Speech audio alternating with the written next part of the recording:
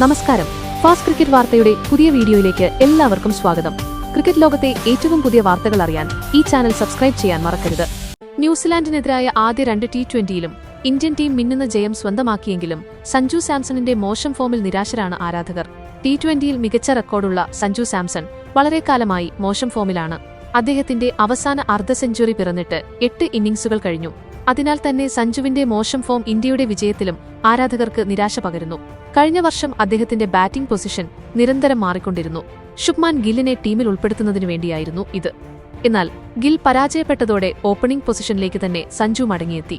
മാത്രമല്ല T20 ലോകകപ്പ് ടീമിൽ പ്രാഥമിക കീപ്പറായി അദ്ദേഹത്തെ തെരഞ്ഞെടുക്കുകയും ചെയ്തു. ഇതോടെ സഞ്ജു തന്നെ ഓപ്പണിംഗ് സ്ഥാനത്ത് തുടരുമെന്ന് ഉറപ്പായിരുന്നു. എന്നാൽ കഴിഞ്ഞ കുറേ മത്സരങ്ങളായി സഞ്ജുവിന്റെ ബാറ്റിൽ നിന്ന് റൺസ് വരുന്നില്ല. ഇന്ത്യയും ന്യൂസിലൻഡും തമ്മിലുള്ള 2ാം T20യിൽ ഡെവൺ കോൺവേയുടെ സ്ക്വയർ ലെഗ് ബൗണ്ടറിയിൽ ഒരു ക്യാച്ച് കൈവിട്ടില്ലായിരുന്നെങ്കിൽ സഞ്ജു സാംസൺ ഗോൾഡൻ ഡക്കായി പുറത്താകുമായിരുന്നു.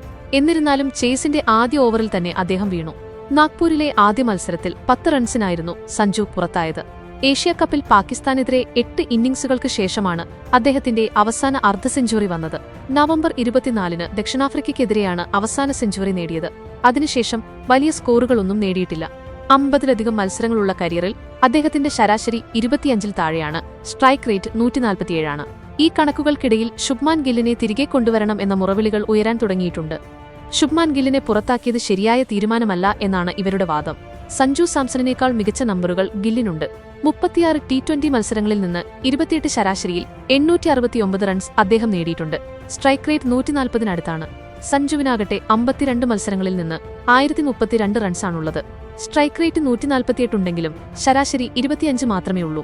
ഇതുവെച്ചാണ് ശുഭ്മാൻ ഗിൽ ആരാധകർ അദ്ദേഹത്തിനായി മുറവിളി കൂട്ടുന്നത്. T20 ലോകകപ്പ് അടുത്തിരിക്കെ ഇന്ത്യൻ ടീം അവസാന നിമിഷം ഒരു മാറ്റം വരുത്തി വീണ്ടും ഗില്ലിനെ ടീമിലെടുത്തേക്കില്ല. ഏതായാലും ഈ ന്യൂസിലൻഡ് പരമ്പര സഞ്ജുവിന് നിർണായകമാണ്. സഞ്ജു T20 ലോകകപ്പിലേക്ക് പോയാലും 2024-ലെ ഹ്രസ്വ സ്പെല്ലിന് പുറമെ അദ്ദേഹത്തിന് ഒരിക്കലും ലഭിക്കാത്ത ഒരുതരം സ്ഥിരത നേടാനുള്ള അവസാന അവസരമായിരിക്കാം ഇതെന്നുറപ്പാണ്. 2024-ൽ ടീമിൽ സ്ഥിരം സാന്നിധ്യമായപ്പോഴാണ് സഞ്ജു T20യിലെ 3 സെഞ്ചുറികൾ നേടിയത്.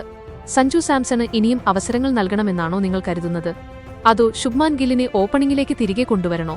നിങ്ങളുടെ അഭിപ്രായങ്ങൾ താഴെ കമന്റായി രേഖപ്പെടുത്തുക.